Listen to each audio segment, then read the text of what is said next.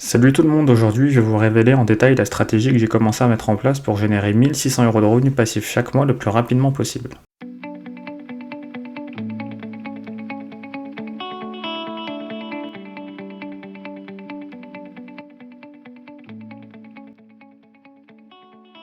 On va aborder plusieurs points dans cette vidéo que je pense importants pour atteindre cet objectif. Cette vidéo, ça sera la première d'une nouvelle série que je ferai une fois par mois, je pense. J'ai envie de documenter cette aventure parce que je pense que ça pourrait intéresser quelques personnes qui ont le même objectif que moi ou alors un objectif un peu similaire. J'ai décidé de couper cette vidéo en 5 étapes. La première, c'est la planification, c'est-à-dire d'établir correctement ce que je veux. Ensuite, j'ai établi ce que j'avais déjà en termes de revenus purement passifs et de décider comment je vais investir dans une deuxième partie. On verra ensuite pourquoi c'est super important de rester constant, de suivre et de pouvoir ajuster ses investissements quand il le faut.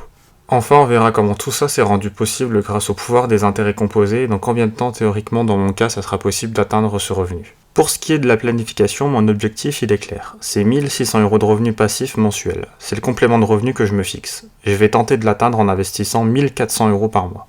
C'est donc la première et l'étape la plus importante de cette stratégie, savoir combien on peut investir par mois sans compromettre son style de vie. C'est important car il va falloir durer dans le temps sans éprouver aucune frustration avec son style de vie. Pour ce qui est du choix des investissements, il va falloir d'abord regarder ce qu'il y a dans mon portefeuille. Dans mon cas, je vais commencer l'année donc au 1er janvier 2024 avec 3 éléments.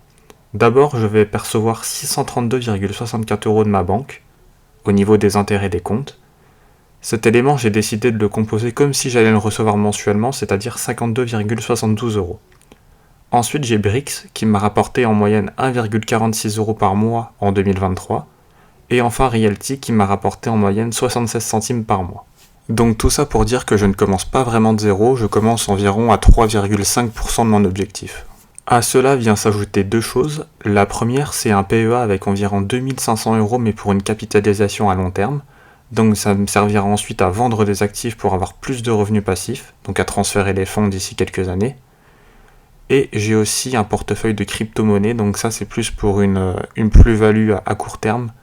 Donc ça reste encore une stratégie à définir en fonction de l'évolution des marchés sur les crypto-monnaies d'ici 1 à 2 ans. Pour ce qui est de l'année 2024, je vais me concentrer donc sur le renforcement du portefeuille en immobilier tokenisé, notamment sur Realty, sur Brix. Je vais aussi tenter de me diversifier sur d'autres plateformes pour minimiser le risque de contrepartie. Le plus important ici, ça va être surtout de garder l'argent que j'ai investi sur ces plateformes pour pouvoir le réinvestir sur d'autres projets comme nous le verrons dans la dernière partie. Ensuite, pour ce qui est de l'importance de la constance, donc le plus important aussi, ça va être surtout d'investir 1400 € chaque mois quoi qu'il arrive.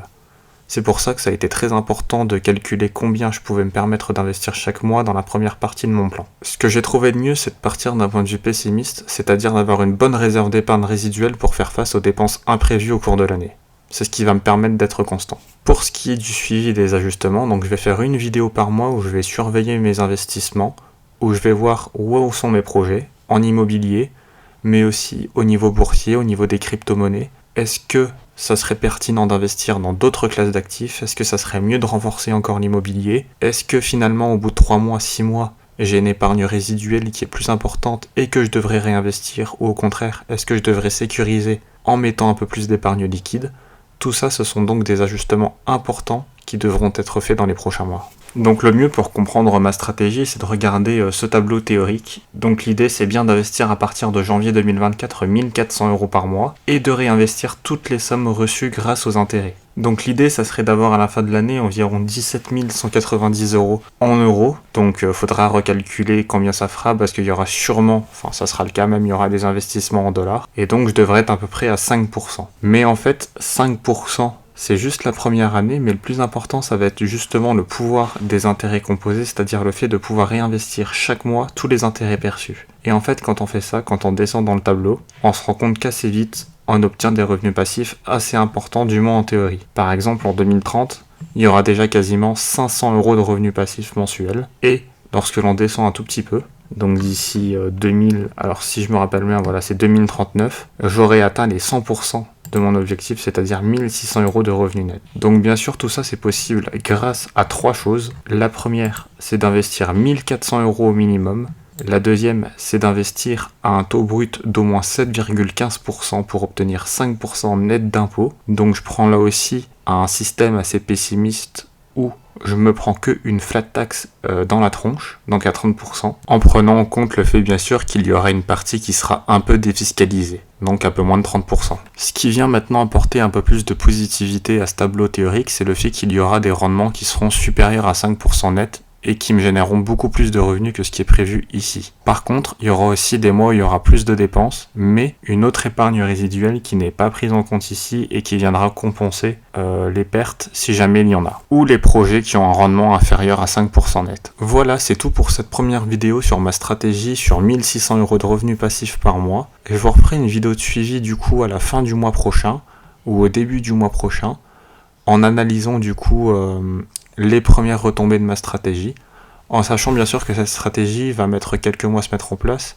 puisque les premiers investissements que j'ai faits, les loyers ne seront perçus qu'à partir de février, voire mars ou avril 2024. N'hésitez vraiment pas à mettre un j'aime ou un commentaire et à vous abonner à la chaîne, ça m'aiderait beaucoup, et j'espère qu'on se reverra du coup dans les prochains mois pour que vous puissiez suivre avec moi ma performance et ma stratégie. Merci beaucoup et à bientôt tout le monde.